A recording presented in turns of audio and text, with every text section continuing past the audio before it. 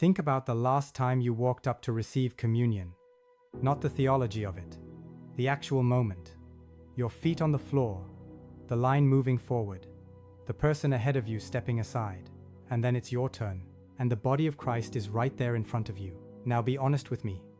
Where was your mind? Because if you're anything like most of us, some of the time, it was somewhere else entirely. The parking lot. The lunch after. The argument from the night before. And I don't say that to shame you. I say it because I've done it too, more times than I want to admit. Breathe. God is here. I'm Pastor Robin Schwartz, and today I want to walk with you through 7 mistakes we make when we receive communion. Some of them are small, 1 or 2 of them are serious, and the word the old catechisms used for the serious ones is a hard word, sacrilege. But before you tense up, hear me on this. I am not here to frighten you. Fear is a terrible reason to love God, and I've never once seen it produce a soul that lasted. I'm here to do the opposite. I want to give this gift its weight back. Because when something becomes routine, it doesn't become smaller in reality. It only becomes smaller to us. And the Eucharist is worth more than our routine has let it be. So stay with me. Every mistake I name has a remedy. And every remedy is mercy, not terror. Let me tell you where this started for me. Years ago I sat with a man, Warren, we'll say. 68, a lifetime in the pews, ushered on Sundays for 30 years. And one afternoon he said something that stopped me. He said, "Pastor, I've received communion maybe 3,000 times, and I couldn't tell you the last time I actually felt anything." He wasn't in crisis. That was the frightening part. He was just asleep at the most awake thing a person can do. That's mistake number 1. Receiving on autopilot, going through the motions. The church gives us a word for what we're supposed to bring. It's called devotion, and all it means is that your heart is actually turned toward the one you're receiving. When Warren started arriving 5 minutes early, just to sit and say one sentence before Mass, "Lord, I know it's you," something woke up in him. Not fireworks, just presence.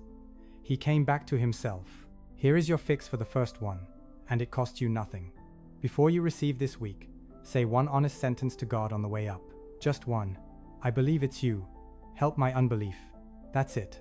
And I want you to notice something about that fix, because it's the pattern for this whole video. Waking up doesn't require a mountaintop experience. It doesn't require tears, or goosebumps, or some feeling you can't summon on command. It requires one honest sentence and a heart that turns, even a little, in the right direction. That's within reach for every single one of us. On our worst Monday and our most distracted Sunday, the Eucharist was never meant only for the spiritually gifted. It was meant for the tired, the doubting, the going through, the motions ones for Warren, and for me, and for you. And that leads us straight to the next thing. Mistake number 2 is the serious one. So let me slow down. It's receiving communion while carrying a grave, unconfessed sin without first examining your conscience. Now I want to be careful here, because this gets twisted in both directions. Listen to what Paul writes to the Corinthians. "Whoever eats the bread or drinks the cup of the Lord in an unworthy manner will be guilty of profaning the body and blood of the Lord. Let a person examine himself, then, and so eat of the bread and drink of the cup." Examine himself. That's the whole instruction. Not be perfect. Not be worthy. None of us is worthy. That's not the standard. The standard is, don't walk up carrying something mortal as though it were nothing. I know what some of you are thinking right now. You're thinking, "Pastor, so now I have to be sinless to receive. Then I can never receive again." No, let me say that more carefully, because this is exactly where people fall off the cliff. Ordinary weakness, the daily failures, the impatience, and the sharp word, those don't bar you from the table. The Eucharist is medicine for those. What Paul is talking about is the deliberate, serious break with God that you already know is there, that you've been walking past on your way to the rail. For that, the Church gives you the most tender gift she has. It's called confession, and it exists precisely so that you never have to stay away. I'll be honest with you about what's at stake, because I owe you that. I have watched this one destroy people not by receiving unworthily, but by the fear of it keeping them away from the sacrament for years. A woman I think about often, I'll call her Clara, 72, stayed away from communion for 11 years over one sin she was too ashamed to confess. 11 years of watching everyone else walk up. 11 years of a hunger she thought she deserved. When she finally went to confession, the priest wept with her. Not at her, with her. She told me afterward, "I punished myself longer than God ever would have." Breathe. God is here. Don't be Clara for 11 years. If there's something serious, bring it to confession this week, and then come to the table free. That's the fix, and it's the best news in this whole video. Forgive me for stepping in for one moment. I don't want to interrupt. I just want to be useful. I wrote a manual for the Catholics watching this, for the families who don't know what to do when the hour of death comes. The link is in the description below. You can read the first 2 pages before you decide. Now, back to the video. Now, here is where it gets beautiful and lighter. Mistake number 3, rushing. No reverence of the body. We live in a hurry, and we've let the hurry follow us right up to the altar. We grab. We keep walking before we've swallowed. We treat the holiest second of the week like a toll booth. The old practice of the Eucharistic fast, not eating for an hour before, was never about hunger. It was about making a little space, a little emptiness, so that the moment had room to land. Your body is part of your worship. A small bow of the head before you receive. A hand under a hand, making a throne, the way the early Christians were taught. These aren't fussy rules. They're the body's way of saying what the heart means. There's a story I keep coming back to, and I'll show you why in a moment. In the early church, there was a boy named Tarcisius, maybe 12 years old, carrying the Eucharist through the streets of Rome to Christians in prison. A mob stopped him and demanded he hand it over. He wouldn't. They beat him to death rather than let the body of the Lord be desecrated. A 12-year-old. He died shielding it against his chest. Now think about that boy the next time your hand goes out carelessly. He isn't there to accuse you. He's there to remind you what you're holding. If a child gave his life for it, it's worth 2 seconds of your attention. And I don't want you to hear reverence and think it means stiffness or fear or fussing over rules. It doesn't. Reverence is just love that remembers who it's dealing with. When you greet someone you adore, your body changes on its own, you slow down, you soften, you pay attention. Reverence at communion is that same instinct, aimed at the one who made you. The little bow, the pause, the throne of the hands, none of it is to earn anything. It's the body catching up to what the heart already knows. I sat with a woman once, Doris, 75, sharp-eyed, no patience for sentiment. She told me she'd started doing one small thing. Before she received, she would look at the host for 1 full second before opening her hands. Just look at it, and she said, "Pastor, you'd think 1 second wouldn't matter, but it changed everything. For years I was receiving God with my eyes already halfway back to the pew. 1 second of looking, that's all it took to wake her body up." Say that with me. Breathe. God is here. Mistake number 4. Leaving the moment behind the instant it's over. We receive, and then immediately we're reaching for the coat, the keys, the door. There's a part of the Mass that almost nobody talks about anymore, and it's the most intimate part of all the few minutes right after you receive. When the Lord is closer to you than he will be at any other point in your day. The saints called it Thanksgiving, not the meal in November, the quiet after communion. Saint John Vianney, the humble parish priest of a tiny French town, used to spend hours in front of the tabernacle. A farmer would come in early and just sit at the back, and one day Vianney asked him what he said in all that time. The old man answered, "I look at him, and he looks at me. That's it. That's the whole prayer." And Vianney once said that if we truly understood what the Mass is, we would die of love. We don't have to die of love this Sunday, but we could stay for 2 more minutes. Don't run from the closest you'll be to God all week. Sit. Let him look at you. Let yourself look back. Here's the thing nobody tells you about those 2 minutes. You don't have to say anything impressive. You don't have to feel anything at all. The saints called this moment Thanksgiving, but it can be as plain as sitting there and letting the reality settle in. He is inside you right now, closer than your own heartbeat. And he came willingly. You can bring him the whole week in that silence. The worry you carried in, the name you can't stop praying for, the thing you're afraid of. Just hand it over, quietly, while he's that close. Some of the deepest prayers I've ever prayed happened in those 2 minutes I almost skipped. Don't skip them. Mistake number 5. Receiving while refusing to forgive someone. This one hides. It wears its Sunday clothes. Listen to what Jesus himself says, and notice he says it about the altar specifically. If you are offering your gift at the altar and they remember that your brother has something against you, leave your gift there before the altar and go. First be reconciled to your brother, and then come and offer your gift. First, be reconciled, then come. I'll tell you what strikes me about that, and I want to say it before I quote another line, because it's my own read, and you can weigh it. It's the only place I know of where the Lord tells us to interrupt worship, to actually stop, mid-offering for the sake of a broken relationship. He would rather you go patch it up than stand there pretending. That's how seriously heaven takes the grudge you've been carrying up the aisle. I sat with a man once. Warren again told me about his own father, a hard man who received every Sunday for 40 years while not speaking to his own brother the whole time. 2 pews apart, some Sundays, same rail, never a word. He died with the silence intact. And Warren said the thing that haunts him isn't that his father was a bad man. It's that he was a church-going man who never once let the Eucharist. You don't have to fix every relationship this week. Some can't be fixed, and some shouldn't be re-entered.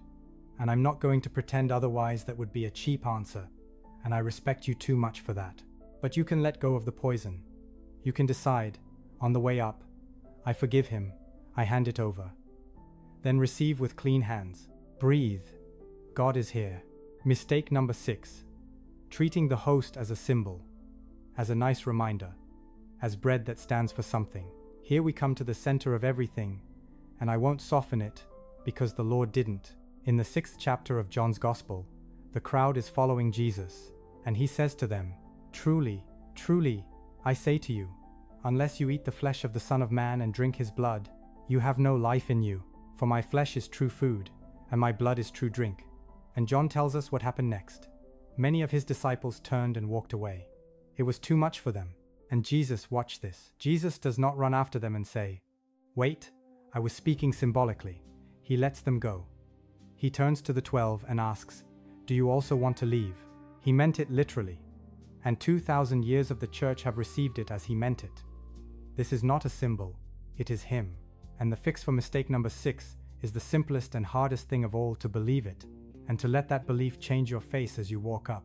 And I know for some of you, the belief itself is the struggle. You want to believe it's really him, and part of you can't quite get there, and you feel like a fraud in the communion line. Let me speak straight to you, because I've been you. Belief is not a switch you flip, it's a muscle you use. You don't wait until you have perfect faith to receive. You receive honestly, saying, "Lord, I want to believe this, help me." And the believing grows in the receiving. Faith in the Eucharist has never come first from arguments. It comes from encounter. Keep showing up to the encounter, and one day you'll realize you're no longer trying to believe. You just do. The disciples on the road to Emmaus walked for miles with the risen Lord and didn't recognize him until he took bread, blessed it, and broke it. And Luke says, their eyes were opened and they recognized him. That's how it still works. He is known in the breaking of the bread. Keep coming to the breaking of the bread. Breathe. God is here.